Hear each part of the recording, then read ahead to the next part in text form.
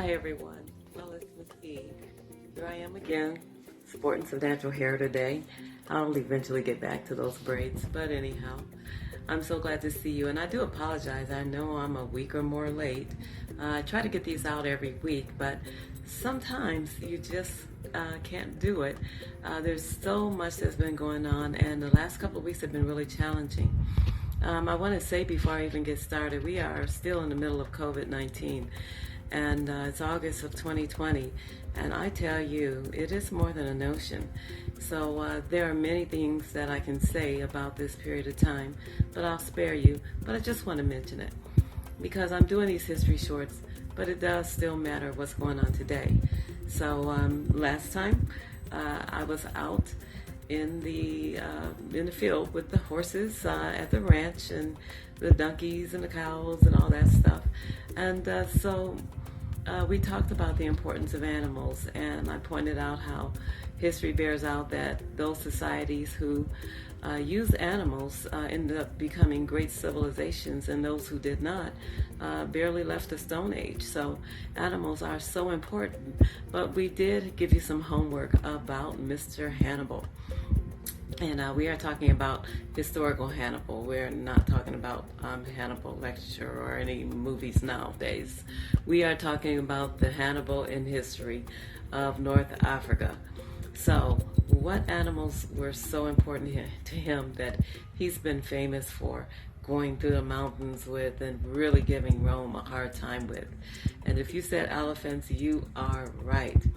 So he did use elephants. So Hannibal was a very unique leader in history, and we just want to spend a little time talking about him.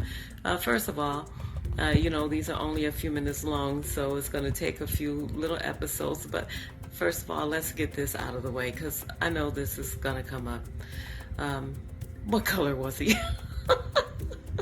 I know that's a big thing for a lot of people, and so if you go to Google Images and look at Hannibal, I mean, you'll see a few people that try to depict him as a man of color, but most of them will come up, and he looks very European. So trust me. Let me just give you some facts, okay?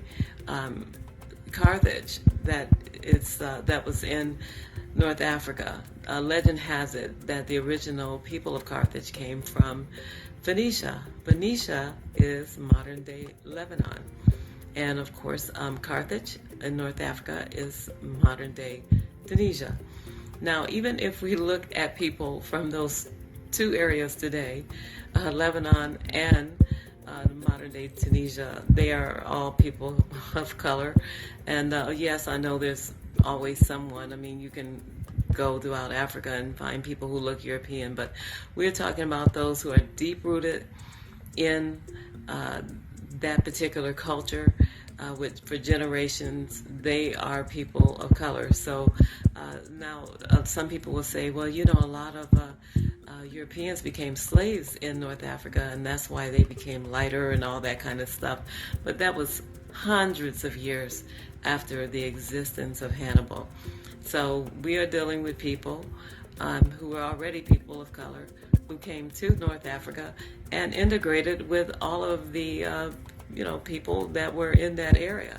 And trust me, there were some sub-Saharan Africans there too. So one thing I am sure about Hannibal, he did not look British, okay?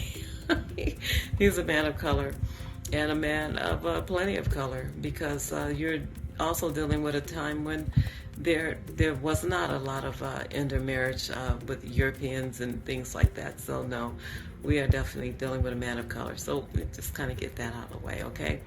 All right, so what we're going to start in is just talk just a little bit about what happened that made him so famous. And as many of you know, it is his battles with Rome that he would be most known for. Let me just tell you quickly before we go. Carthage was technologically at the time one of the most advanced countries in the world. These people were incredible. And Rome, of course, had learned much from Greece, and they too were technologically advanced during this time.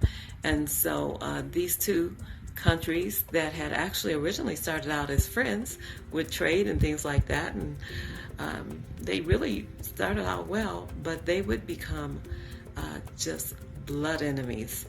So we just set the stage for what is called the Punic Wars. So if you want to do a little homework, you can look up the Punic Wars and see what that is about. And we can start with that next week. So yes, we are talking about Hannibal.